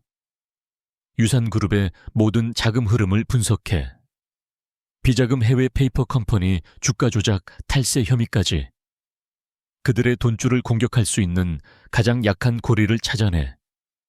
진호는 말없이 고개를 끄덕였다. 그의 손가락은 이미 키보드 위에서 유산그룹의 복잡한 금융 네트워크를 해부하기 시작했다. 이어서 진혁은 자신과 진우의 역할을 설명했다. 나와 진우는 제국의 뼈대를 무너뜨린다. 진호가 찾아낸 조 이사와 정치권의 연결고리를 이용할 거다. 부패한 언론인이 아닌 정의감에 불타는 젊은 기자나 강직한 검사를 찾아 익명으로 증거를 제보한다. 그들이 스스로 움직여 유산그룹을 향한 칼날이 되도록 만드는 거다. 우리는 불씨만 던져주고 거대한 불길은 시스템 스스로 일으키게 할 것이다. 진우가 물었다. 그럼 내 역할은 뭐야? 형 그냥 구경만 하고 있으라고. 그의 목소리에는 답답함이 묻어 있었다. 진혁은 동생을 보며 처음으로 희미하게 미소 지었다. 아니, 내게는 가장 중요한 임무가 있다. 너는 유령이 되어 적들을 혼란에 빠뜨려야 한다. 유산건설의 주요 공사 현장에 알 수 없는 사고를 일으키거나 중요한 자재 운송을 방해하는 식으로. 내부의 소행처럼 보이게 해서 그들이 서로를 의심하고 불신하게 만드는 심리전이다. 진우의 눈이 비로소 빛나기 시작했다. 전략은 세워졌다. 이제 첫 번째 수를 둘 차례였다. 그들은 모든 것을 한 번에 터뜨리는 대신 가장 작지만 확실한 것부터 시작하기로 했다. 적의 반응을 살피고 그들의 방어 체계를 분석하기 위함이었다. 그들의 첫 번째 목표물은 이미 한 번 꺾었던 조 이사와 그가 구청 공무원에게 뇌물을 건넨 증거였다. 이것은 거대한 제국에 가하는 첫 번째 바늘구멍과도 같았다. 진호는 조 이사의 뇌물 증거를 하나의 완벽한 데이터 패키지로 만들었다. 녹취 파일 계좌, 이체 내역, 그리고 두 사람이 은밀히 만나는 모습이 찍힌 CCTV 영상까지. 그는 이 자료의 출처를 숨기기 위해 수십 개의 해외 서버를 경유하는 가상 터널을 만들었다. 그의 손에서 만들어진 정보의 화살은 누가 어디서 쏘았는지 결코 추적할 수 없는 투명한 암살자였다. 이제 이 치명적인 화살을 누구에게 보낼 것인가가 문제였다. 진혁은 며칠간의 분석 끝에 한 명의 기자를 선택했다. 대형 언론사가 아닌 작지만 탐사 보도로 명성을 얻고 있는 인터넷 언론사의 소속 기자였다. 그는 대기업의 압력에도 굴하지 않고 끈질기게 진실을 파헤치는 것으로 유명했다. 진호는 익명의 이메일 계정을 통해 그에게 데이터 패키지를 전송했다. 세상의 정의를 위해 써주시길 바랍니다. 라는 짧은 메시지와 함께 하루가 차에 지나지 않아 작은 파문이 일기 시작했다. 그 인터넷 언론사의 홈페이지에 단독 기사가 올라왔다. 유산건설 재개발 사업 이권위회 구청 공무원의 거액의 뇌물 제공. 처음에는 아무도 주목하지 않는 작은 기사였다. 하지만 기사에 첨부된 증거 자료의 파급력은 엄청났다. 명백한 녹취 파일과 영상은 그 어떤 변명도 허용하지 않았다. 곧 대형 언론사들이 이 기사를 인용하기 시작했다. SNS를 통해 소문은 걷잡을 수 없이 퍼져나갔고 하루 만에 유산건설의 뇌물 스캔들은 모든 포털 사이트에 메인 뉴스를 장식했다. 여론은 들끓었다. 서민들의 터전을 빼앗기 위해 뒤로는 더러운 거래를 하고 있었다는 사실에 대중은 분노했다. 유산그룹의 주가는 폭락하기 시작했다. 유산그룹 본사 회장실의 공기는 얼음장처럼 차가웠다. 강민주는 자신의 사무실에 있는 대형 스크린으로 뉴스를 지켜보고 있었다. 그의 얼굴에는 어떤 감정도 드러나지 않았지만 그의 눈빛은 분노로 이글거리고 있었다. 그는 부패 그 자체에 분노한 것이 아니었다. 자신의 통제하에 있어야 할 제국의 균열이 생기고 그것이 세상에 알려졌다는 사실에 분노했다. 그것은 그의 완벽함에 대한 모독이었다. 그는 즉시 비상임원회의를 소집했다. 회의실에 모인 임원들은 고개를 숙인 채 아무 말도 하지 못했다. 강민주는 서류를 검토하는 척하며 한참 동안 침묵을 지켰다. 그 침묵이 회의실 안의 모든 사람들의 숨통을 조였다. 이윽고 그가 입을 열었다. 그의 목소리는 차분했지만 그 안에는 서슬퍼런 칼날이 숨어 있었다. 조 이사는 어디 있나? 한 임원이 떨리는 목소리로 대답했다. 지금 대기하고 있습니다, 회장님. 강민주는 고개조차 들지 않고 말했다. 내보내. 회사와는 상관없는 개인의 비리라고 발표하고 검찰에 즉시 고발 조치해. 언론에는 그룹 차원에서 유감을 표명하고 재발 방지를 약속하도록. 그의 지시는 망설임이 없었다. 그는 위기를 막기 위해 자신의 충실한 개였던 조 이사를 주저 없이 잘라내기로 결정한 것이다. 그날 오후 조 이사는 회사에서 해고당했고 곧바로 검찰에 긴급 체포되었다. 유산그룹은 공식 사과문을 발표하며 이번 사건은 조 이사의 단독 범행이며 회사는 깨끗하다고 선을 그었다. 여론은 조금씩 잠잠해지는 듯했다. 강민주는 완벽하게 꼬리를 잘라내고 위기를 수습한 것처럼 보였다. 그는 자신의 집무실에서 와인을 마시며 감히 자신의 제국에 돌을 던진 보이지 않는 적이 누구인지 생각했다. 형제들의 지휘 통제실에서도 이 모든 상황을 실시간으로 지켜보고 있었다. TV 화면에 조 이사가 검찰에 연행되는 모습이 나오자 진우는 통쾌하다는 듯이 주먹을 불끈 쥐었다. 꼴 좋다, 저 쓰레기 자식 하지만 진혁의 표정은 여전히 무거웠다. 그는 화면 속에서 유유히 빠져나가는 유산그룹의 변호인단을 가리키며 말했다. 아니, 이건 시작일 뿐이야. 강민주는 자신의 몸을 지키기 위해 주저없이 팔 하나를 잘라낸 거다. 그만큼 냉혹하고 무서운 사람이라는 증거지. 그는 동생들을 돌아보며 말을 이었다. 하지만 동시에 그의 약점도 드러났어. 그는 여론에 민감하고 그룹의 이미지에 흠집이 나는 것을 극도로 두려워한다. 우리가 공격해야 할 지점이 바로 저기다. 첫 번째 수는 성공적이었다. 그들은 피 한 방울 묻히지 않고 적의 장수 하나에 목을 베었다. 그리고 그 과정에서 적의 성향과 방어 방식을 파악했다. 강민주는 분명 이 공격의 배후를 찾기 위해 모든 수단을 동원할 것이었다. 이제부터는 더욱 치밀하고 대담하게 움직여야 했다. 진혁의 눈이 다시 화이트보드로 향했다. 이제 두 번째 수를 둘 차례였다. 그들의 칼끝은 이제 유산그룹의 더 깊고 어두운 심장부를 향하고 있었다. 조이사의 몰락으로 스캔들은 일단락되는 듯 보였지만 강민준의 마음속 폭풍은 이제 막 시작되고 있었다. 그는 자신의 집무실에서 밤늦도록 홀로 앉아 있었다. 그의 앞에는 이번 사건의 전말을 분석한 보고서가 놓여 있었다. 단순한 내부 고발이나 우연한 언론의 포착이 아니었다. 모든 것이 너무나도 정교하고 치밀했다. 정보의 선택 유출 방식, 그리고 여론을 움직이는 타이밍까지 마치 노련한 지휘관이 벌이는 정격전과도 같았다. 강민주는 처음으로 자신의 제국이 외부의 의지에 의해 공격받고 있다는 사실을 인지했다. 그는 수십 년간 수많은 경쟁자들을 꺾고 이 자리까지 올라왔다.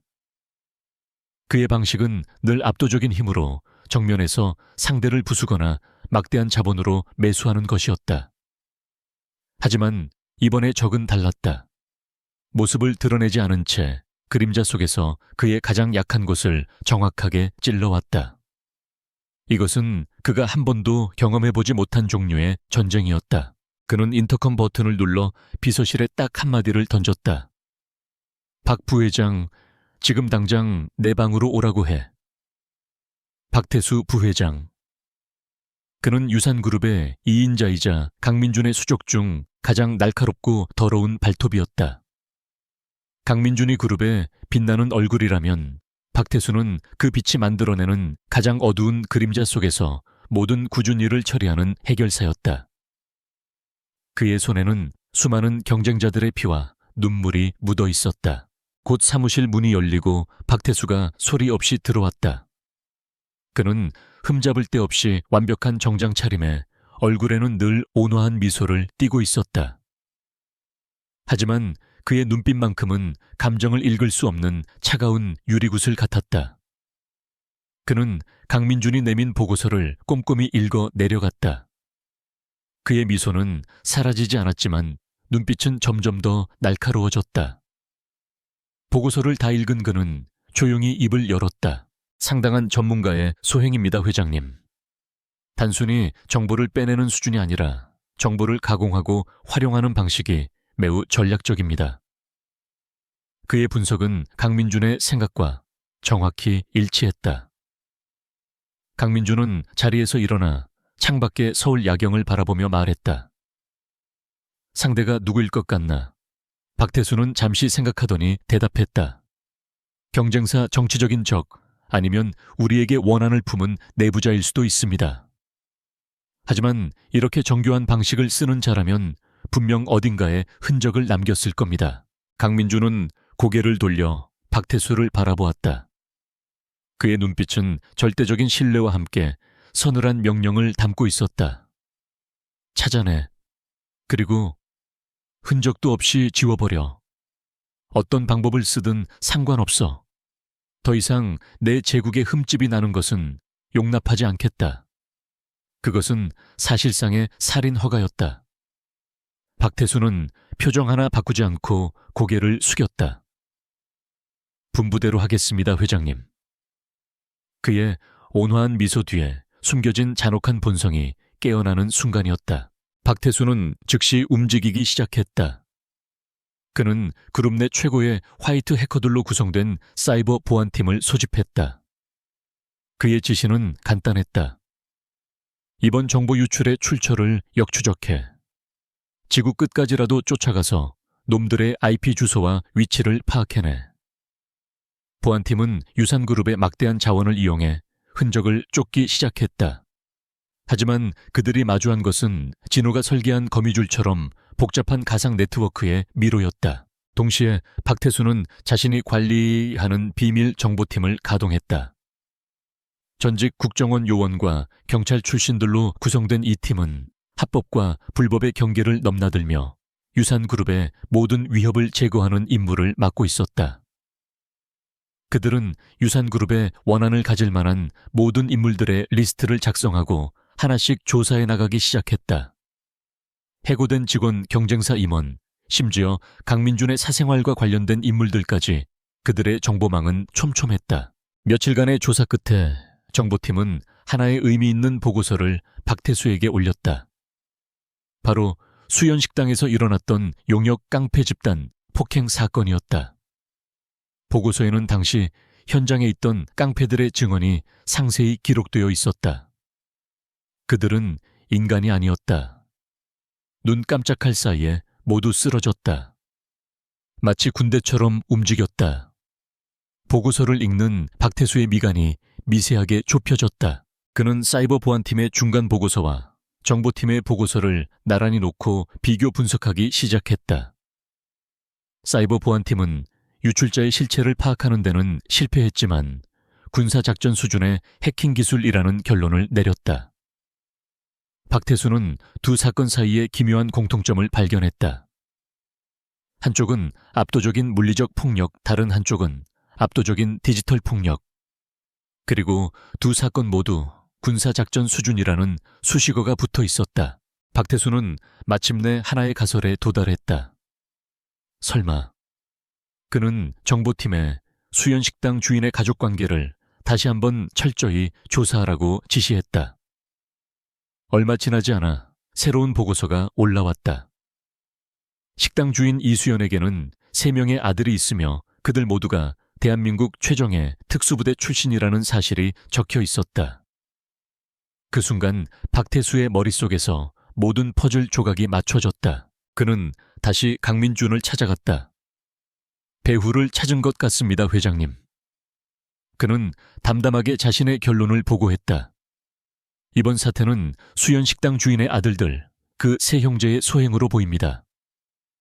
특수부대 출신으로 한 명은 전략가, 다른 한 명은 전투 전문가, 그리고 마지막 한 명은 해킹 전문가일 가능성이 매우 높습니다.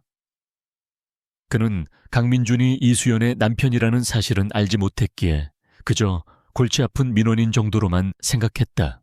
강민준은 보고를 들으며 잠시 생각에 잠겼다. 고작 식당 아줌마의 아들들이 자신의 제국을 흔들었다는 사실이 믿기지 않았지만 박태수의 분석은 논리적이었다. 그는 차갑게 물었다. 그래서 처리 방안은 박태수는 기다렸다는 듯이 대답했다. 이들은 법이나 돈으로 해결할 수 있는 상대가 아닙니다. 그들이 쓰는 언어, 즉 폭력으로 대화해야 합니다. 전문가에게 맡겨 흔적 없이 처리하는 것이 최선입니다. 강민준은 잠시 눈을 감았다. 그의 머릿속에는 오직 자신의 제국을 지켜야 한다는 생각뿐이었다. 그에게 방해가 되는 존재는 그것이 누구이든 제거해야 할 장애물에 불과했다. 그는 마침내 눈을 뜨고 나지막이 말했다. 허락하지. 이번에는 실수 없이 깔끔하게 처리하도록. 그가 자신의 아들들에게 사형 선고를 내리는 순간이었지만 그는 그 사실을 까맣게 모르고 있었다. 박태수는 회장실을 나와 곧바로 어딘가로 전화를 걸었다. 그가 사용하는 것은 암호화된 위성 전화였다. 수화기 너머에서는 여러 언어가 섞인 시끄러운 소리가 들려왔다. 박태수는 낮은 영어로 말했다. 의뢰할 일이 있다, 블레이드. 최고의 팀으로 준비해. 목표는 3명. 서울에서. 전화기 너머의 남자는 짧게 웃으며 대답했다. 보수만 확실하다면 대통령이라도 잡아가지. 타겟 정보와 선금을 보내. 며칠 후 인천국제공항을 통해 각기 다른 국적의 외국인 5명이 입국했다. 그들은 평범한 사업가나 관광객처럼 보였지만 그들의 눈빛과 걸음걸이에서는 평범하지 않은 기운이 흘러나왔다. 그들은 전 세계의 분쟁 지역을 돌며 돈을 받고 전쟁을 수행하는 다국적 용병부대 섀도우 플래툰의 최정예 팀이었다. 리더의 코드네임은 블레이드. 그의 손에 죽어나간 사람의 수는 아무도 셀 수 없었다. 그들은 서울의 한 고급 호텔 스위트룸에 비밀리에 집결했다. 박태수가 보낸 남자가 그들에게 두꺼운 서류 봉투를 건넸다. 봉투 안에는 세 형제의 사진과 함께 그들의 예상 동선 습관 등이 기록된 자료가 들어있었다. 블레이드는 진혁 진우의 사진을 차례로 바라보며 비릿한 미소를 지었다. 애송이들처럼 생겼는데 정말 이놈들이 을의 목표가 맞나. 그의 부하들도 킬킬거리며 웃었다. 그들의 눈에는 세 형제가 이미 죽은 목숨으로 보였다. 제국의 거대한 역습이 가장 잔혹하고 치명적인 방식으로 시작되고 있었다. 형제들의 지휘 통제실은 보이지 않는 전쟁의 열기로 뜨거웠다. 진호는 유산그룹의 해외 비자금 계좌를 거의 다 추적하여 자금 흐름도를 완성해가고 있었고, 진혁은 다음 공격 목표가 될 부패 정치인의 약점을 분석하고 있었다. 진호는 그런 형들을 돕기 위해 그들이 필요로 하는 외부 정보를 수집하며 조용히 대기 중이었다. 그들은 자신들의 계획이 순조롭게 진행되고 있다고 믿었다. 하지만 그들 모르게 죽음의 그림자가 바로 문 밖까지 다가와 있었다. 가장 먼저 이상한 낌새를 느낀 것은 진호였다. 그의 모니터 한쪽 구석에 있던 오피스텔 보안 시스템 로그 파일에 미세한 이상 신호가 잡혔다. 누군가가 외부에서 시스템에 접속을 시도했다가 실패한 아주 짧은 기록이었다. 일반적인 해킹 시도와는 달랐다. 마치 시스템의 구조를 파악하기 위해 가볍게 찔러본 듯한 고도로 훈련된 전문가의 흔적이었다. 그의 등골에 소름이 돋았다. 형, 뭔가 이상해. 진호의 목소리는 낮고 긴급했다. 우리 위치가 노출되었을지도 몰라. 방금 외부에서 고도의 스캐닝 시도가 있었어. 그 말이 끝나기가 무섭게 오피스텔 전체의 전등이 일순간에 꺼지며 비상 전력등만이 희미하게 켜졌다. 완벽한 정전. 동시에 그들의 모든 통신망이 두절되었다. 외부와의 연결이 완전히 차단된 것이다. 이것은 우연이 아니었다. 완벽하게 계획된 고립이었다. 진혁의 눈빛이 순식간에 전장의 지휘관으로 돌아왔다. 그는 소리 없이 손짓으로 두 동생에게 지시를 내렸다. 순식간에 세 사람은 각자의 위치에서 전투태세를 갖췄다. 진혁은 지휘 통제실의 가장 어두운 구석으로 몸을 숨겼고, 진우는 유일한 출입문 옆에 거대한 산처럼 버티고 섰다. 진우는 자신의 노트북을 챙겨 비상 배터리를 연결하고 건물 내부의 CCTV 회로를 장악하기 시작했다. 복도 밖에서는 5개의 그림자가 소리 없이 움직이고 있었다. 블레이드와 그의 팀원들은 최첨단 야간 투시경을 쓴 채 소음기가 달린 총을 겨누며 조심스럽게 문으로 접근했다. 그들은 이미 이 건물의 모든 전력과 통신을 차단했다. 그들의 생각에 안의 타겟들은 빛과 정보가 차단된 채 공포에 떨고 있는 어린 양에 불과했다. 블레이드는 손짓으로 돌입 신호를 보냈다. 특수 제작된 소형 폭격이 펑 하는 작은 소리와 함께 문고리를 날려버렸다. 문이 열리는 순간 용병들은 훈련받은 대로 일사불란하게 내부로 진입했다. 하지만 그들을 맞이한 것은 어둠과 죽음 같은 정적뿐이었다. 바로 그 순간 진혁의 나지막한 목소리가 어둠 속에서 울려 퍼졌다. 진우, 그것은 공격 신호였다. 문 옆에 숨어있던 진우가 성난곰처럼 뛰쳐나오며 가장 먼저 진입하던 용병의 목을 팔로 휘감아 그대로 벽에 쳐박았다. 우두둑하는 뼈 부러지는 소리와 함께 용병은 비명도 지르지 못하고 쓰러졌다. 당황한 다른 용병들이 그에게 총구를 돌리려는 순간 진우가 복구한 CCTV 화면을 통해 그들의 위치를 파악하고 있던 진혁이 미리 준비해둔 무거운 서버 본체를 던졌다. 서버는 어둠 속에서 포탄처럼 날아가 용병 2명을 덮쳤다. 그들은 무거운 쇳덩이에 깔려 신음하며 쓰러졌다. 그 혼란의 틈을 타 진혁은 그림자처럼 움직여 남은 용병 1명의 등 뒤로 접근했다. 그는 군용 나이프를 거꾸로 쥔 채 상대의 총을 든 팔의 신경다발을 정확하게 끊어버렸다. 총을 놓친 용병이 방역하려 했지만 진혁의 무자비한 팔꿈치가 그의 관자놀이를 강타하며 의식을 잃게 만들었다. 순식간에 4명의 적이 무력화되었다. 오직 리더인 블레이드만이 기민하게 몸을 날려 공격을 피하고 어둠 속에서 진혁과 대치했다. 그는 야간 투시경 너머로 보이는 진혁의 움직임을 보고 경악을 금치 못했다. 이것은 일반인의 움직임이 아니었다. 자신과 동급이거나 혹은 그 이상의 실력을 가진 최정예 요원의 움직임이었다. 그는 자신이 사냥꾼이 아니라 함정에 빠진 사냥감이라는 사실을 깨달았다. 내 놈들 정체가 뭐냐? 블레이드가 낮은 목소리로 물었다.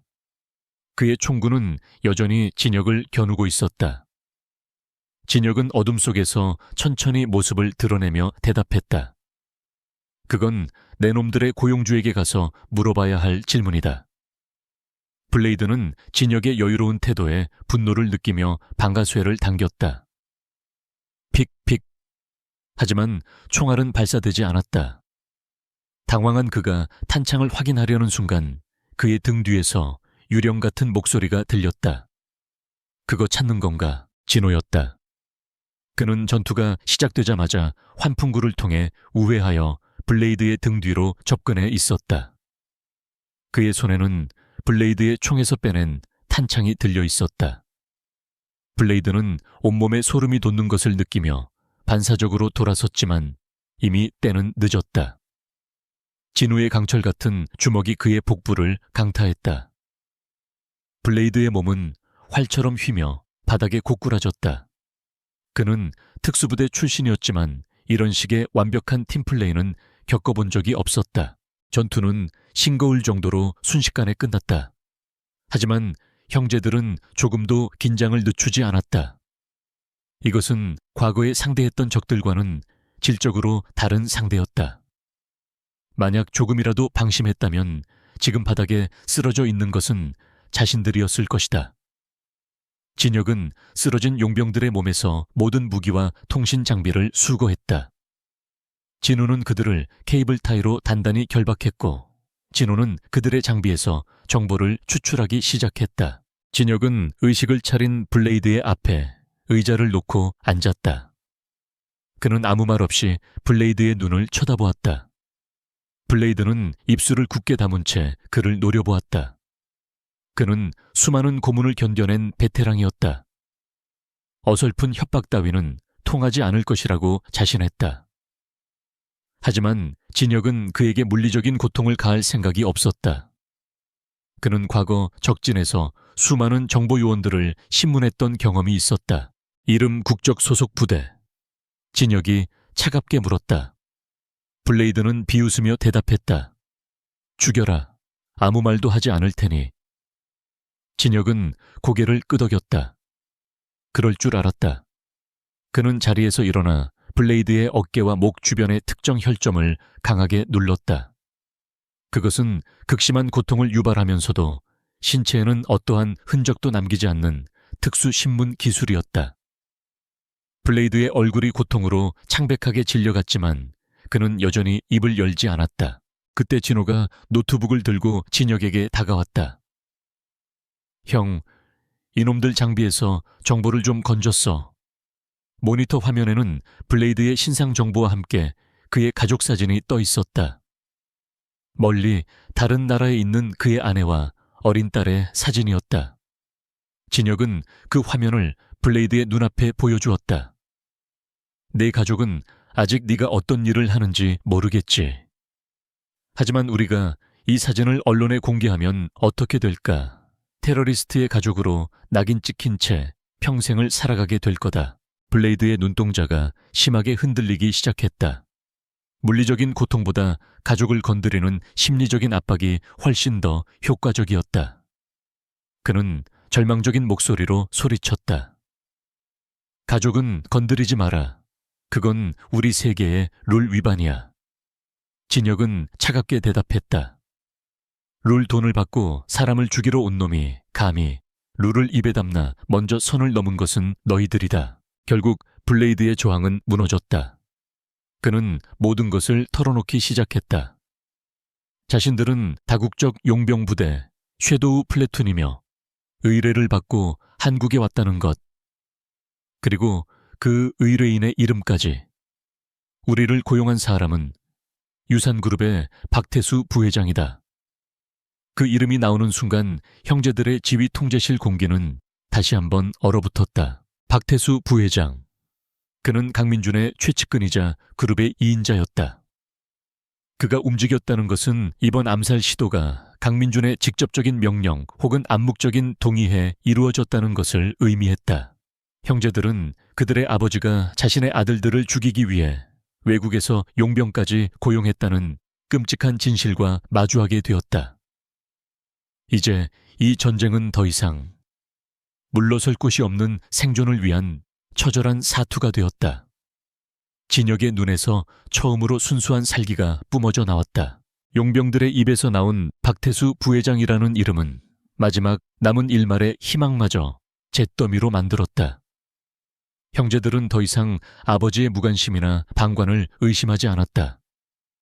이것은 명백한 살해였다. 강민준은 자신의 제국을 지키기 위해 자신의 핏줄인 아들들을 제거하라는 명령을 내린 것이나 다름없었다. 지휘 통제실을 채운 것은 이제 분노를 넘어선 깊은 허무와 비애였다. 아버지라는 존재가 그들에게 이토록 잔인할 수 있다는 사실이 믿기지 않았다. 그 시각 수연식당의 작은 방에서 이수연은 뜬 눈으로 밤을 지새우고 있었다. 아들들이 돌아온 후로 식당 주변은 조용해졌지만 그녀의 마음은 그 어느 때보다 소란스러웠다.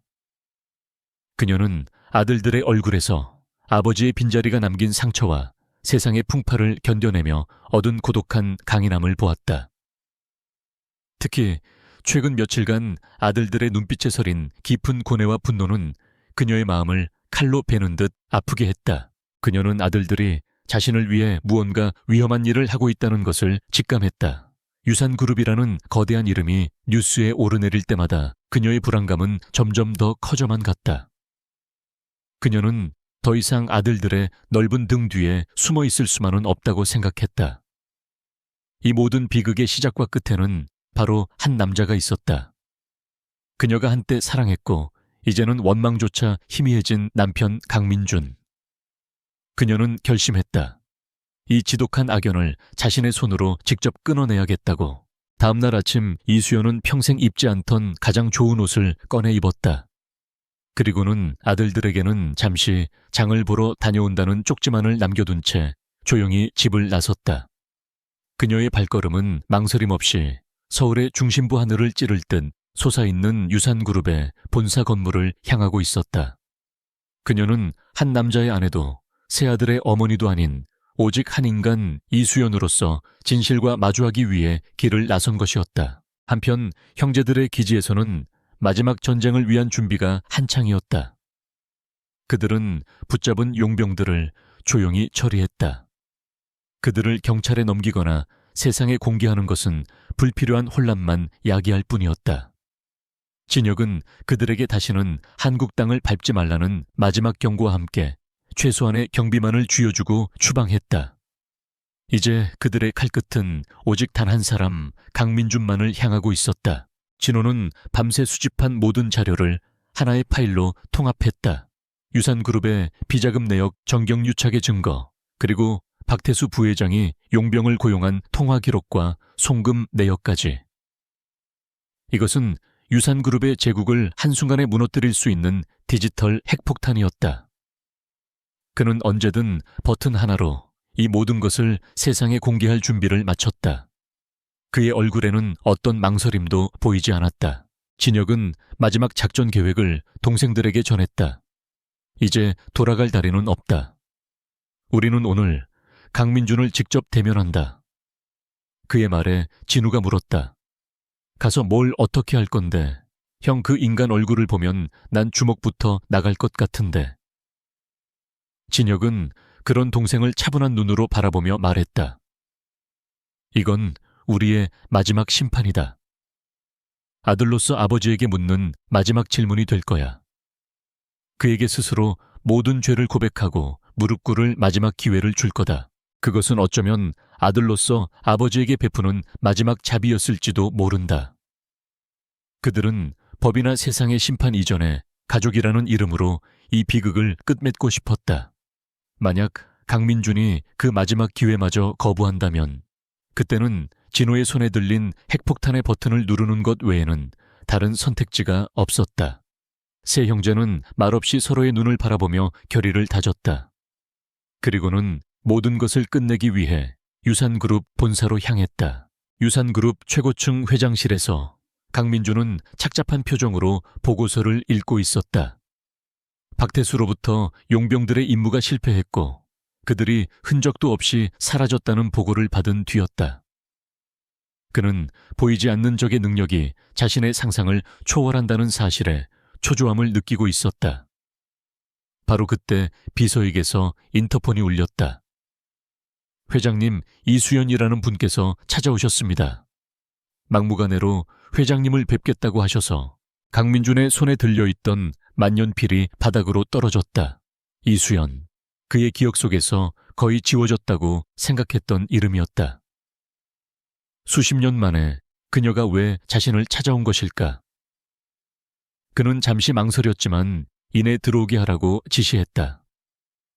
거대한 사무실 문이 열리고 세월의 흔적이 깃든 초췌하지만 여전히 단아한 모습의 이수연이 천천히 안으로 들어왔다. 두 사람은 아무 말 없이 한참 동안 서로를 바라보았다. 강민준은 성공한 기업가에 가면 뒤에서 당혹감을 감추지 못했다.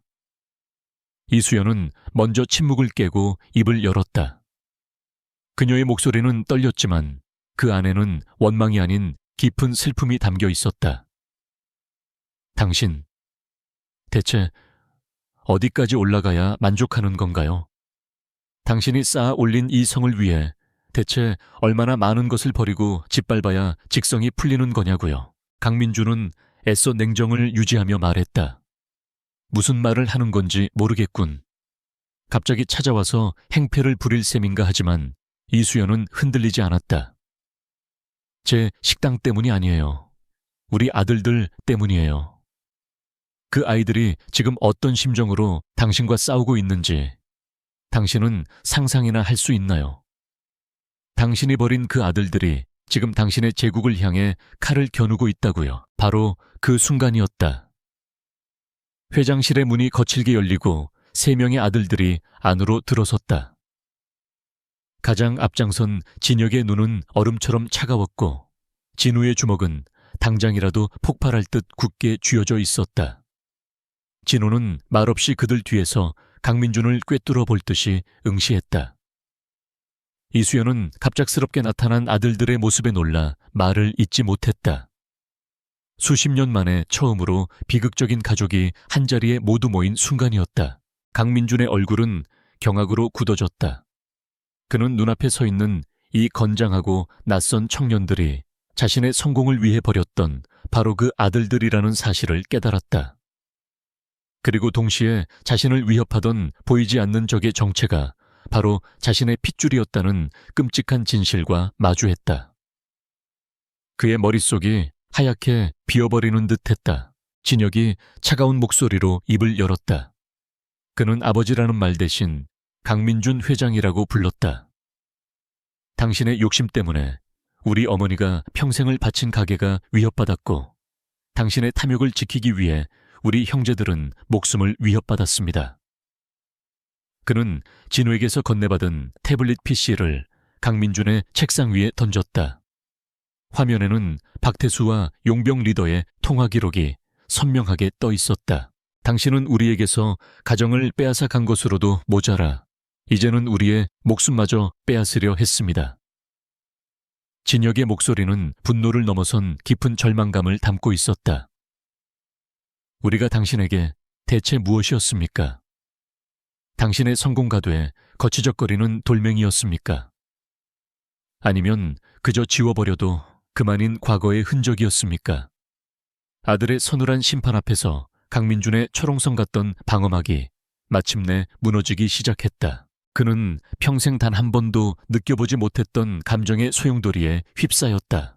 성공을 향해 달려오느라 애써 외면했던 죄책감, 버려진 가족에 대한 희미한 그리움, 그리고 자신의 아들들을 죽이려 했다는 끔찍한 현실이 그의 숨통을 조여왔다. 그는 처음으로 아들들의 얼굴을 제대로 마주 보았다. 그들의 얼굴에는 자신을 향한 원망과 함께 지울 수 없는 깊은 상처가 새겨져 있었다. 진혁은 그에게 마지막 통첩을 날렸다. 지금 당신에게 남은 선택지는 두 가지입니다. 당신 스스로 검찰에 가서 모든 죄를 자백하고 죗값을 치르십시오. 그렇지 않으면 10분 뒤에 이 모든 자료가 온 세상에 공개될 겁니다. 그리고 당신의 제국은 먼지처럼 사라지겠죠. 진혁은 말을 마친 뒤 어머니의 손을 잡고 동생들과 함께 돌아섰다. 선택하십시오, 아버지. 마지막으로 내뱉은 아버지라는 단어가 강민준의 심장에 비수처럼 꽂혔다. 이제 모든 결정은 그의 손에 달려 있었다. 강민준의 거대한 사무실을 나선 네 가족은 아무 말도 없었다. 그들은 엘리베이터를 타고 1층 로비로 내려왔다. 약속된 10분이라는 시간은 영원처럼 길게 느껴졌다. 이수연은 아들들의 손을 꼭 잡았다. 그녀의 손은 가늘게 떨리고 있었다. 그녀는 강민준이 어떤 선택을 하기를 바라는지 스스로도 알 수 없었다. 그가 몰락하는 것을 바라는 것도, 그가 용서받기를 바라는 것도 아니었다. 그저 이 지독한 비극이 끝나기만을 간절히 바랄 뿐이었다. 진우는 금방이라도 터져나올 듯한 분노를 애써 억누르고 있었다. 그의 마음속에서는 아버지를 향한 마지막 남은 일말의 기대와 그가 결코 변하지 않을 것이라는 체념이 격렬하게 싸우고 있었다. 진호는 자신의 태블릿 PC 화면만 묵묵히 응시했다. 화면에는 그가 만든 심판의 버튼이 깜빡이고 있었다. 그의 손가락은 버튼 위에 올려져 있었지만 차마 누르지 못하고 있었다. 그 역시 기다리고 있었다. 오직 진영만이 감정의 동요 없이 차분했다. 그는 로비의 거대한 창밖을 내다보며 생각에 잠겼다. 그는 강민준이 어떤 선택을 하든 그 결과를 받아들일 준비가 되어 있었다. 이것은 승패의 문제가 아니었다. 파괴된 가족의 역사를 바로잡고 각자의 자리에서 새로운 삶을 시작하기 위해 반드시 거쳐야 할 마지막 관문이었다. 그는 어머니와 동생들의 어깨를 가만히 다독여 주었다. 같은 시각 홀로 남겨진 강민준은 자신의 제국 중심에서 길을 잃은 아이처럼 서 있었다. 아들들이 남기고 간 태블릿 화면에서는 박태수와 용병의 대화가 계속해서 흘러나오고 있었다. 그는 평생을 바쳐 쌓아 올린 성공의 상징들, 화려한 집무실과 눈 아래 펼쳐진 도시의 풍경을 둘러보았다. 하지만 그 모든 것이 이제는 텅 빈 껍데기처럼 느껴졌다. 그는 모든 것을 가졌지만 결국 아무것도 갖지 못한 사람이었다. 그의 시선이 책상 위에 놓인 낡은 사진 한 장에 머물렀다. 형제들이 그의 책상 위에 일부러 올려놓고 간 그가 아주 오래전에 버렸던 가족 사진이었다. 사진 속에는 젊은 시절의 자신과 환하게 웃는 아내, 그리고 천사 같은 세 아들이 있었다. 그는 그제야 깨달았다. 자신이 진정으로 지켜야 했던 것은 이 거대한 빌딩이나 막대한 부가 아니라 사진 속의 저 작은 행복이었다는 것을. 지난 수십 년의 세월이 주마등처럼 그의 뇌리를 스쳐 지나갔다. 성공을 위해 버려야 했던 양심 경쟁자들을 짓밟으며 느꼈던 공허한 쾌감. 그리고 가족의 온기 대신 그를 감쌌던 차가운 고독. 그는 자신이 괴물이 되어 있었다는 사실을 인정할 수밖에 없었다. 아들들을 죽이려 했던 것은 그의 괴물성이 정점에 달했던 순간이었다. 그는 떨리는 손으로 수화기를 들었다. 변호사가 아닌 검찰청장의 직통번호를 눌렀다. 나유산그룹 강민준입니다. 자수하러 가겠습니다. 나의 모든 죄를 내가 직접 밝히겠습니다. 그의 목소리는 더 이상 제국의 황제의 것이 아니었다. 모든 것을 잃고 나서야 비로소 자신의 죄를 마주한 한 나약한 인간의 목소리였다. 수화기를 내려놓은 그는 의자에 깊숙이 몸을 묻고 조용히 눈물을 흘렸다. 그것은 그가 수십 년 만에 처음으로 흘리는 참회의 눈물이었다. 10분이 채 지나지 않아 세상이 뒤집혔다. 모든 방송사와 뉴스 채널에서 긴급 속보가 쏟아져 나왔다. 속보유산그룹 강민준 회장 모든 혐의 인정하고 전격 자수. 그의 자백은 대한민국을 뒤흔든 거대한 스캔들의 시작이 되었다. 그가 털어놓은 비자금 조성 정경유착 그리고 살인교사 혐의까지 그의 제국은 내부에서부터 처참하게 무너져 내리기 시작했다. 박태수 부회장을 비롯한 그룹의 핵심 임원들이 줄줄이 긴급 체포되었다. 유산그룹의 주가는 끝없이 추락했고 대한민국 재계의 신화로 불렸던 거대한 제국은 단 며칠 만에 공중분해되었다. 로비에서 이 모든 광경을 TV 화면으로 지켜보던 형제들은 아무 말도 하지 않았다. 그들의 얼굴에는 승리의 기쁨 대신 복잡하고도 씁쓸한 표정만이 감돌았다. 길고 길었던 그들의 전쟁이 마침내 끝난다. 끝난 것이다. 몇 달의 시간이 흘렀다. 세상은 언제나 그랬듯 새로운 뉴스에 열광하며 유산그룹 스캔들을 조금씩 잊어갔다. 강민준은 모든 죄를 자백하고 수사에 적극적으로 협조한 점이 참작되어 무기징역 대신 감형을 선고받고 교도소에 수감되었다. 이수연의 작은 식당은 다시 평화를 되찾았다. 오히려 그녀의 사연이 알려지면서 그녀를 응원하기 위한 손님들의 발길이 끊이지 않았다. 어느 맑은 가을날, 이수연과 세 아들은 교도소 면회실을 찾았다. 죄수복을 입은 강민준은 수십 년은 더 늙어버린 초라한 모습이었다. 그는 투명한 아크릴판 너머로 가족들을 보자마자 고개를 숙였다. 그는 떨리는 목소리로 평생 하지 못했던 말을 꺼냈다.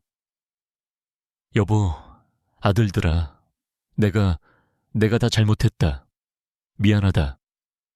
그의 사과는 너무 늦었지만 진심이었다. 이수연은 조용히 눈물을 훔쳤다. 형제들은 아무도 대답하지 않았다. 용서라는 단어는 아직 너무나도 무거웠다. 하지만 그들은 그의 사과를 외면하지도 않았다. 그들은 그저 아픈 과거의 한 페이지를 넘기듯 묵묵히 그의 마지막 모습을 지켜보았다. 그들의 관계가 예전으로 돌아갈 수는 없겠지만 아주 길고 어려운 시간이 흐른 뒤에는 어쩌면 새로운 시작이 가능할지도 몰랐다. 시간이 더 흘러 수연식당은 여전히 그 자리를 지키고 있었다. 하지만 이제 그곳은 어머니 혼자만의 공간이 아니었다. 전쟁의 신이라 불렸던 세 아들은 이제 평범한 아들들로 돌아와 어머니의 곁을 지키고 있었다. 그들은 각자의 방식으로 새로운 삶을 찾았다. 진혁은 식당 근처에 작은 체육관을 열어 동네 아이들에게 호신술을 가르쳤다. 그는 더 이상 사람을 해치는 기술이 아닌 자신과 소중한 사람을 지키는 방법을 가르치며 과거의 상처를 치유해 나갔다.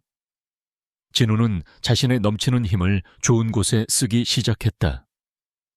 그는 지역 재개발 현장에서 자원봉사를 하며 약한 사람들이 억울하게 터전을 잃지 않도록 돕는 든든한 버팀목이 되어주었다. 진우는 작은 보안 업체를 차려 대기업의 횡포에 시달리는 중소기업과 자영업자들을 위해 자신의 해킹 기술을 사용했다. 그는 더 이상 어둠 속의 유령이 아닌 밝은 곳에서 약자들을 지키는 수호천사로 불렸다. 그들은 더 이상 국가를 위해 싸우는 군인은 아니었지만 이제는 자신의 가족과 이웃 그리고 사회의 정의를 위해 싸우는 새로운 전사가 되어 있었다. 어느 날 저녁 세 형제는 일을 마치고 모두 식당으로 모였다. 이수연은 아들들을 위해 정성껏 끓인 뜨끈한 곰탕을 내어왔다. 네 가족은 작은 식탁에 마주 앉아 소박한 저녁 식사를 했다. 떠들썩한 대화는 없었지만 그들의 눈빛 속에는 그 어떤 말보다 깊은 이해와 사랑, 그리고 평화가 담겨 있었다. 길고 어두웠던 터널을 지나 그들은 마침내 진정한 가족으로 다시 태어난 것이다. 창밖으로는 따스한 저녁 노을이 그들을 부드럽게 감싸고 있었다.